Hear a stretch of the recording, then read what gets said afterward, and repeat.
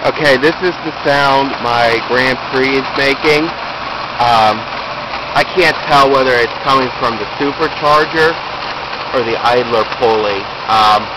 If anyone has any ideas, please let me know. I greatly appreciate it. Also, I want you to note the speed of the idle. I'm not sure if this is normal or not. Seems to be around like 600 RPMs, and it's like jumping up and down. So if anyone has any ideas, let me know. I'm not sure whether it's the supercharger or the idler pulley. Thanks.